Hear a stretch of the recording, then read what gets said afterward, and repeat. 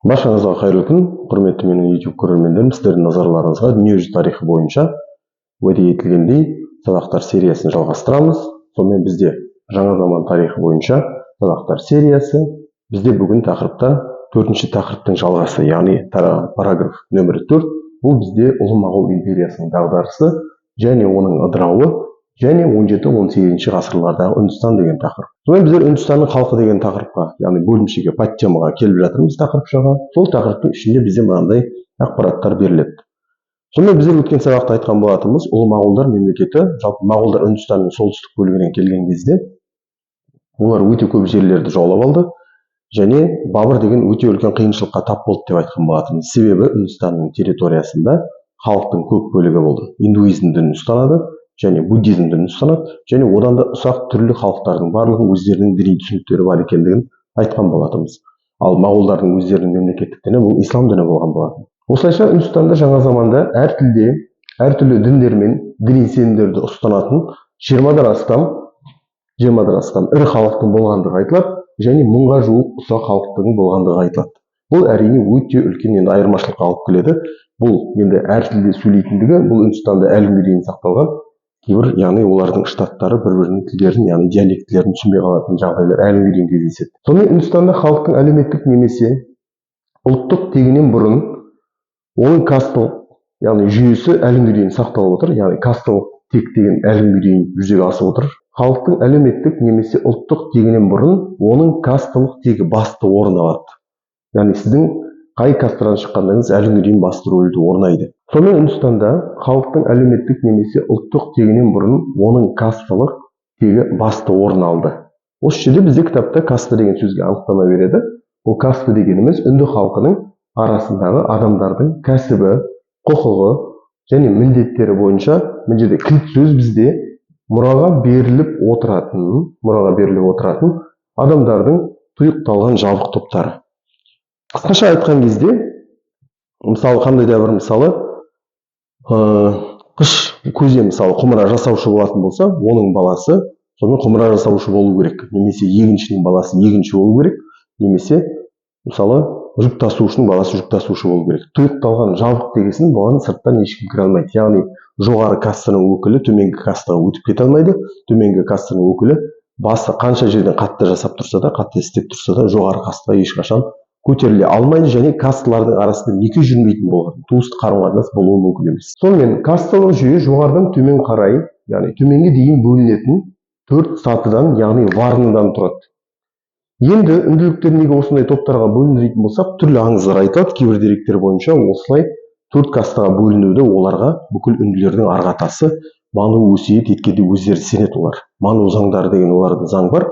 Сол бойынша Ману деген оларға осылай өсиет еткен мыс. Жалпы касталық жүйе деген біздер айтамыз, бұл туу сонау бірнеше мың жылдықтан бері, мысалы енді үндінің жалпы біздер айтамыз, енді бір 5-6 мың жылдық осы уақытта үлкен мысалы тарихы бар да, 5-6 мың жылдыққа созылатын тарихы бар. Ал бұларды кастаға бөліну сонымен олардың мына сол Үндістанның территориясында өмір сүргеннен басталады деген деректер бар. Ал енді осы касталық жүйе енді бұл стереотип қой, негізі таптаурын болып кеткен бұл деген қазір. Ал енді осыны жоққа шығаратын дін бар ма десеңіз, Үндістанның территориясында мына БЗБ 6 ғасырда пайда болған буддизм діні осы касталық жүйені жоққа шығаратын негізінде әлеуметтің арасындағы, әлеуметтік соме топтардың арасындағы жікшілдікті, бөлінушіліктің барлығын жоққа шығаратын еді. Ал бұл енді жалпы осы кастаға бөліну ол индуизмнен шыққан. Индуизм бұл біз білеміз балалар, бұл бізде бірінші тақырыпта айтылды, бұл Үндістанның, үнді халықтарының өзінің ұлттық діні, бұл әлемдік дін емес. Үндістандағы 4 сатыдан тұратын, яғни варна немесе каста өкілдері бұлар бізде бірінші брахмандар, олар дін өкілдері. Әдетте бұлардың ең ауыр деген жұмысы олар бала оқытатын болған, кейде бір дәрігерлікпен айналысатын болған, адамдар емдейтін болған деген секілді. Сонымен брахмандар олар Брахма Құдайдың аузынан жаралғандар деп есептеледі. Олар сөйлесе тек Құдайдың сөзін сөйлейді, немесе олардың өтірік айтуы мүмкін емес деген сондай түсініктер болған. Яғни брахмандар немесе кейбір деректерде оларды біздер абыздар деп айтатын боламыз. Ары қарай кетеміз. Келесі екінші топ бұлар кшатрилер деп аталады. Бұлар билік өкілдері, әкімдер, әскери адамдар. Бұлар аңызға сенсек, Брахма Құдайдың қолынан жаралған. Бұлар ылғида сонымен, енді Брахма Құдайдың қолы өте құдіретті, күшті деп есептеледі олардың түсінігінде. Сосын мысалы 5-ші сыныптың дүниежүзі тарихында бұнда келеді ескі база сұрақтарында болатын еді самсар семсер мен садақ асынып жүру керек екені айтылған еді бұлардың кратерлер. Сонымен семсер және садақ асынып жүруі міндетті болған және қожайынын сонымен олар деген күту керек болған және соғыста түскен ең басты олжаның барлығын өзінің қожайынына апарып беру керек. Сосын қожайынның байлығына ешқалай да қызығуға болмайды деп есептелетін болған. Келесі үшінші бұл вайшилер қауымның ерікті мүшелері. Осы жерде кілт сөз бізде ерікті, мұқият боламыз. Қауымның ерікті мүшелері олар кімдер дейтін болсаңыз, бұл жерде қолөнершілер мен саудагерлер. Бұлар аңызға сенсек брахманың жамбасынан жаралғандар. Келесі бізде төртінші төменгі сатыда тұратын бұлар шудралар. Бұлар қауымның мына жерде тұрған жаңа кілт сөз тағы да қайталап айтамын, бұл еріксіз мүшелері, яғни құлдар мен малайлар. Яғни малай деген өзгенің жұмысын жасайтындар ғой. Бұлар сонымен ману заңдарына сәйкес біздер айтамыз, бұл брахма Құдайдың табанынан жаралған, яғни бұлар деген шаң топырақты басып жүруі міндетті деп аталатын болған. Енді бір қарасаңыз, мынау деген өте үлкен сонымен әлеуметтік бұл әділетсіздік. Яғни сіздің қанша жерде еңбекқор болсаңыз да сіз жоғары сатыға өте алмайсыз. Және осы касталардың арасында неке деген жүрмейтіндігін айтып кеттік. Қысқасы әлеуметтік әділетсіздіктің ең нағыз көкесі осы бұл Үндістанда болған. Енді олардың әрқайсысы мінекей бір-бірінен өте қатаң заңдар арқылы оқшауланады. Жаңа айттық, өте қатаң заңдар, яғни бір кастадан өтуге, екінші кастаға өтуге мүмкін емес, болмайды. Мінекей тұр, бір кастадан сонымен екіншісіне өту мүмкін емес екені айтылды. Және үнді қоғамының аса кедей топтары кесапаттылар деп атайтын болған кесапаттылар. Енді мына төрт кастаға жалпы біздер қарасақ, мынаның өзінен мысалы ең соңғы қауымның еріксіз мүшелерінен де ең төмен не болуы мүмкін деп ойлайсыз ғой енді. Одан да төмен нәрсе болуы мүмкін. Бұл қоғамнан аласталғандар, кесапаттылар, бұлар әдетте сонымен Құдайдың заңын бұзғандар деп есептеледі кейде. Сиырдың етін жегендер, немесе адам өлтіргіштер, немесе адам өлтіргендер, сол үшін қылмыс үшін сотталғандар, адамдардың барлығын олар қоғамнан, рудан, өздерінің ортасынан аластап, бұлар бөлек өмір сүретін болған кесапаттылар. Қысқасы бұлар жүрген жермен жүруге болмайды, оларға қарауға болмайды. Олар бір қандай да бір ауылға тазалық жұмыстармен айналысуға келген кезде адамдардың барлығы мұрындарын басып сол қаладан ауылдық жерден шығып кететін болған. Осындай бір әлеуметтік жіктелістер болғандығы айтылады. Енді бұл мына төмендегі сонымен жаңа айтып отырған бұлар кастаға кірмейді бұлар деген. Бұлар төрт кастаның ішіне кірмейді, бұл кастадан тыс. Кастаға кіретіндер бізде брахман, кшатри, вайши және шудралар. А бұлар кесапаттылар кастаға варнаға кірмейді. Сонымен олар өте көп болған, олардың саны бізде кітапта дәл осылай береді. Сөйтіп осы касталық жүйе көп тараған Үндістандағы ең ірі ұлыстар бұлар ұлы моғол империясының кезінде төртеу болған. Олар бізде Бенгал, Үндістанның бұл деген шығыс бөлігінде шығанақта орналасқан, сосын солтүстігіндегі Маратха, сосын орталық бөлігіндегі Гуджарат, сосын солтүстік бөлігіндегі Пенджаб деген осы аймақтарда үлкен касталық жүйенің кеңінен тарағандығын біздер көре аламыз. Ұлы моғолдар кезінде Үндістанның Агр қаласында салынған махаббаттың ескерткіші болып есептелетін атақты Тәж-Махал деген ескерткіш бар. Бұны кейде әлемнің 7 кереметтерінің бірі деп жатады.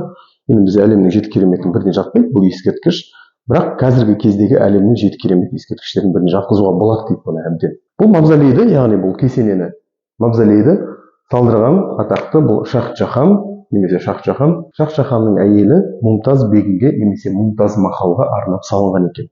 Яғни сонымен ұлы моғолдар мемлекетінің билеушісі Шах-Джахан өзінің әйелі Мумтаз бегімге арнап салдырған. Бұл енді ғажайып сонымен архитектуралық ескерткіш болғаннан кейін 1983 жылдан бастап бұл ескерткіш ЮНЕСКО-ның қамқорлығына алынған. Ал енді бұл Шах-Джахан кім дейтін болсаңыз, бұл ұлы моғолдар мемлекетінің билеушісі болып есептелетін, сонымен Аурангзебтің әкесі болып есептеледі. Кейбір деректерде айтылады, сонымен Шах-Джахан деген бұны жалпы бұл ескерткішті сонымен аппақ мәрмәр тастан, яғни аппақ мрамордан салғызған. Бұл ескерткішті салып болған кезде сонымен ұлы моғолдар мемлекетінің қазынасындағы, яғни ақшаның бәрі таусылды деп айтады ғой.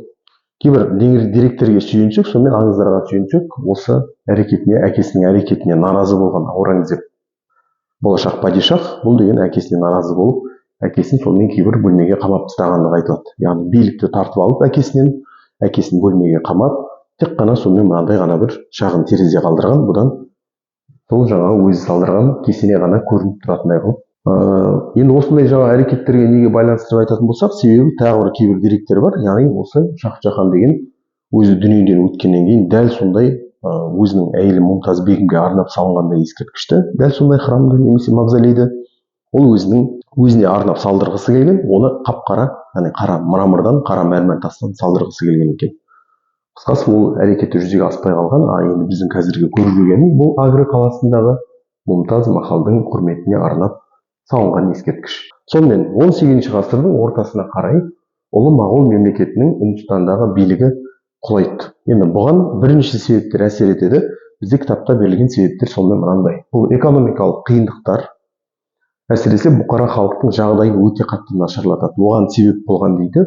Бұл феодалдық жер иеленушілердің, сосын мемлекеттің шаруаларға салатын салықтары шектен тыс асып кеткен. Бұл бүкіл жалпы мемлекеттердің осы ыдырардың тұсында болатын осындай бір хаос жағдайды түсіндіреді. Салық өте қатты, мемлекеттің бюджеті деген салық өте қатты түспейді. Адамдардың жағдайы нашарлаған соң ол салықты төлей алмайды. Сөйтіп осындай бір тұйық шеңбер. Сөйтіп тұрмыстың ауырлығы себеп болады және моғол билігіне сонымен қарсы енді наразылықтар күшейеді ғой.